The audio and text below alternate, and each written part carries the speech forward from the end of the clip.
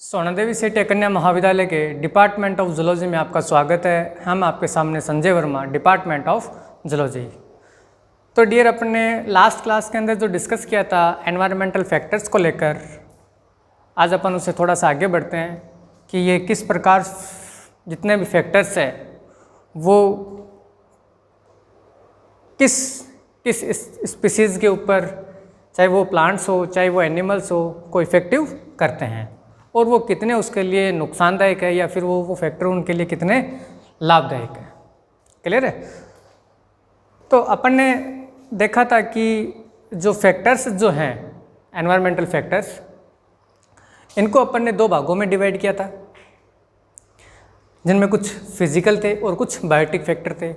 Physical factors जो हैं उनको अपनी सुविधा के अनुसार उनको एबायोटिक फैक्टर के अंदर रखा था, क्योंकि ये जितने भी एबायोटिक फैक्टर होते हैं वो लिथोस्फीयर, एटमॉस्फेयर और हाइड्रोस्फीयर के पार्ट होते हैं। क्लियर है? तो इन स्फीयर्स के बेस पर उनका डिवाइडेशन किया गया है, क्योंकि इनका जीवों के ऊपर सीधा सा प्रभाव देखने को हमारे को मिलता है। क्लियर है? तो अपन इससे आगे बढ़ते हैं कि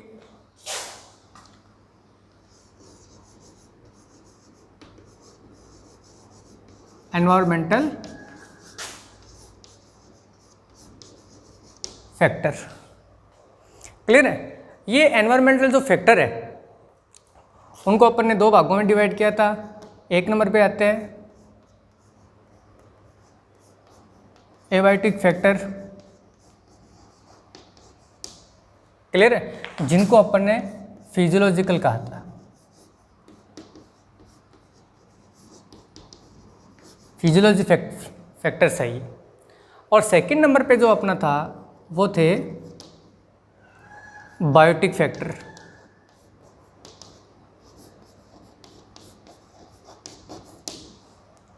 क्लियर है? और ये जो एबायोटिक फैक्टर है जिनके बारे में अपन विस्तार से देख रहे हैं, फिजियोलॉजिकल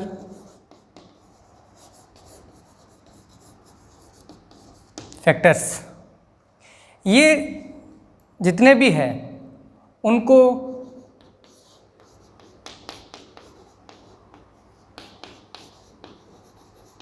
लिथोस्फीयर, हाइड्रोस्फीयर और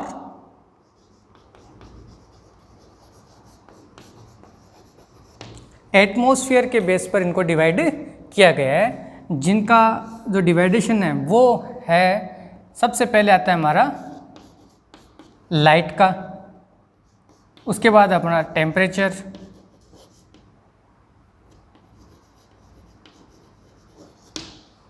क्लियर, उस क्षेत्र में पाई जाने वाली वाइंड्स का, एयर का और गैसेस का। ये सबसे इम्पोर्टेंट पार्ट है हमारे एबायोटिक फैक्टर या फिजियोलॉजिकल फैक्टर्स के। क्लियर है? अब देखो डियर, हमारा जो सबसे पहला टॉपिक है, सबसे इम्पोर्टेंट माना गया है ये लाइट। इसको थोड़ा विशेष तरीके से देखना।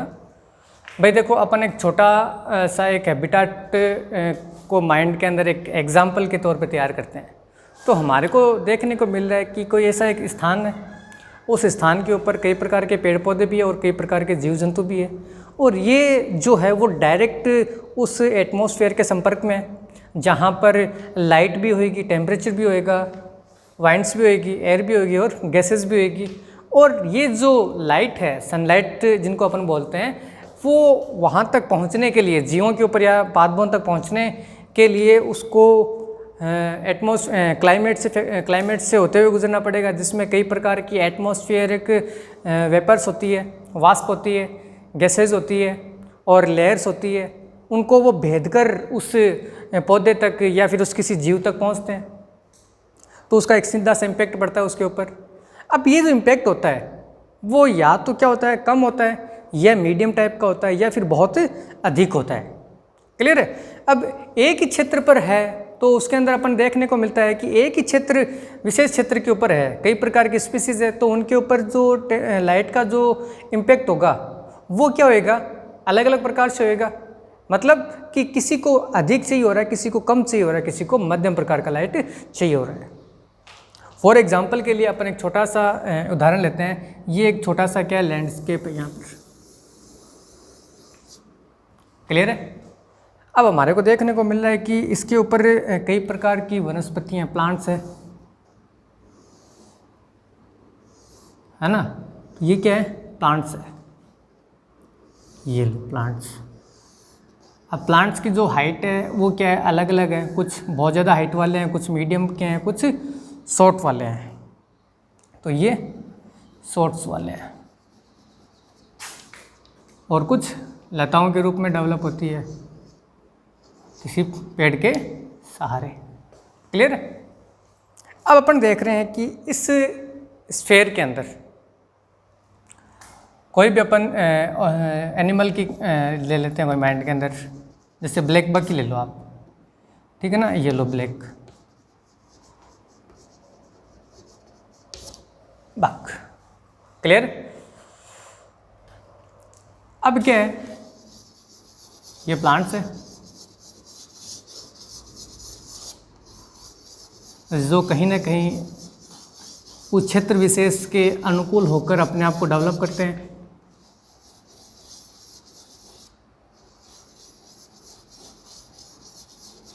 ये प्लांट्स तो कहीं नहीं कह सकते, लेकिन अपन एक आउटलाइन के रूप में बना रहे हैं, ठीक है ना। कहीं आप सोचो कि सर ये पेड़ पौधे आजकल ऐसे कैसे बढ़ने लगे, ये अपना एक रफ डायग्राम है,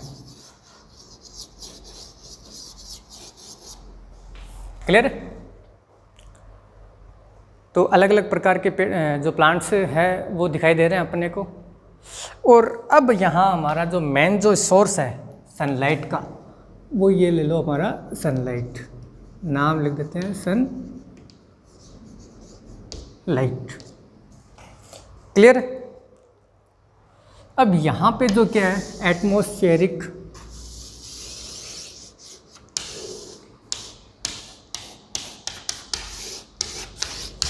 लेयर बनी हुई है और एटमॉस्फेरिक वेपर्स है। यहाँ पर लिख देते हैं एटमॉस्फेरिक वेपर्स और यहाँ लिख देते हैं अपन गैसेज है। क्योंकि जो प्लांट्स जो होते हैं वो CO2 ले रहे हैं और O2 को सेक्रेशन कर रहे हैं, क्लियर है। तो अब क्या देखने को मिल रहा है कि ये जो सनलाइट जो होती है ना, तो इसकी जो रेज जो है ना, स्पीसीज तक आने तक या धरातल तक पहुंचने में उसको एक डिस्टेंस शो करना पड़ रहा है। तो ये जो डिस्टेंस है यहाँ तक पहुँचने में या फिर यहाँ तक पहुँचने में, तो ये जो है वो प्रॉपर एक लाइट का सोर्स है और उस लाइट की उपस्थिति से ही ये प्लांट है जो डेवलप हो रहे हैं। और ये जितनी भी अपनी जो बायोलॉजिकली जो रिएक्शंस जो होती है वो सभी लाइट की उपस्थिति में ही पॉसिबल है। और ये जो रिएक्शंस जो है, अपन जो उदाहरण ले रहे हैं प्लांट्स के लिए, फॉर एग्जांपल जैसे अपन ने उदाहरण लिया है प्लांट्स के लिए, प्लांट्स का लिया है ना, हाँ। तो अब ये ज़रूरी है, इनके लिए क्या ज़रूरी है, सबसे ज़्यादा लाइट क्या इनके लिए बहुत ज़्यादा इम्पोर्टेंट। क्यों ज़रूरी है, क्योंकि इसकी उपस्थिति के में ही वो सबसे मोस्ट जो रिएक्शन है फोटो सिंथेसिस कंप्लीट होएगा। अब उसके अंदर पाए जाने वाले जो स्टोमेटा जो हैं, है ना, स्टोमेटा वो क्या होते हैं, ओपन होते हैं और क्लोज होते हैं। और इसके बाद अपन बोलते हैं प्लांट्स होते हैं वो क्या करते हैं, मूवमेंट करते हैं। मूवमेंट का मतलब ये नहीं है कि वो एक स्थान से दूसरे स्थान पे जा रहे हैं, प्लांट ग्रोथ कर रहा है अपने साइज़ के अंदर, क्लियर। और इसके साथ अपन बोल सकते हैं कि ये जो प्लांट्स जो है वो अपने अंदर सोमेटिक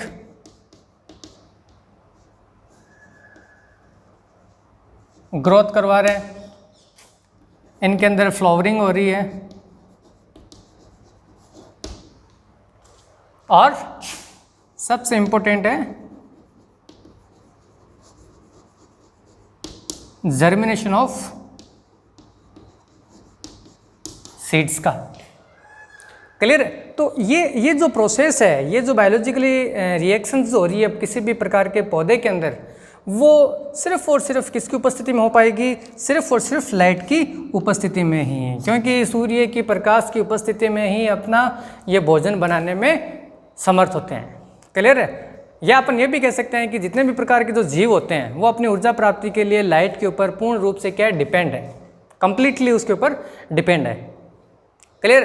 अगर ये सनलाइट यहाँ से हटा दें अपन किसी कंडीशन के अंदर, तो मान के चलो कि किसी भी प्रकार का जो जीव है वो अपने आप को डेवलप करवा पाना क्या हो जाएगा, उसके लिए बहुत ज़्यादा असंभव हो जाएगा, क्योंकि ये रिएक्शन ही नहीं होएगी तो वो प्लांट अपने अंदर अपने आप को ग्रोथ नहीं कर पाएगा, तो वो डेवलप नहीं हो पाएगा।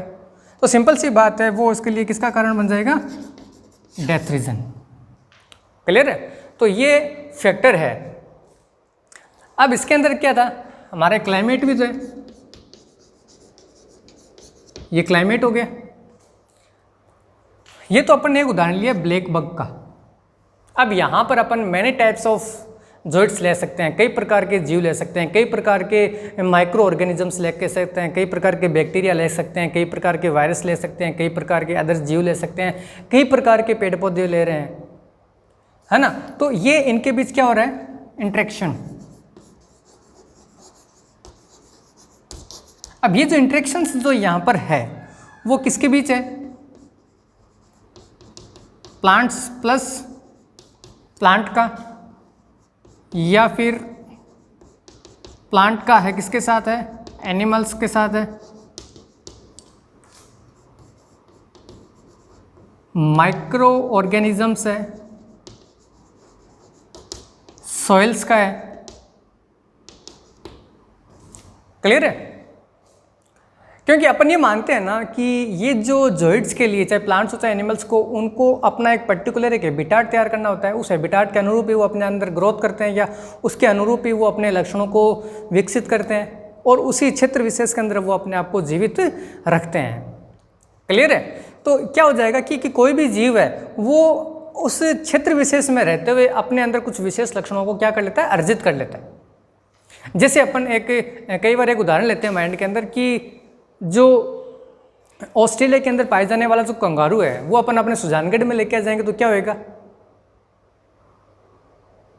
सिंपल सी बात है कि वो जो यहाँ का जो एटमॉस्फेयर है वो उस कंगारू के लिए क्या है? अपोजिट है। तो वो यहाँ पर अपने आप को डेवलप करवा पाना क्या हो जाएगा? उसके लिए मुश्किल हो जाएगा। इसी प्रकार से अपन ये बोलते हैं कि जो कश्मीर के अंदर जो प्लांट्स लगे हुए हैं, है ना, तो वो प्लांटेशन अगर अपन हमारे सुजानगढ़ के अंदर करें तो क्या होएगा?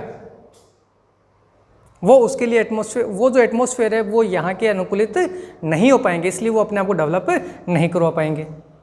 क्लियर?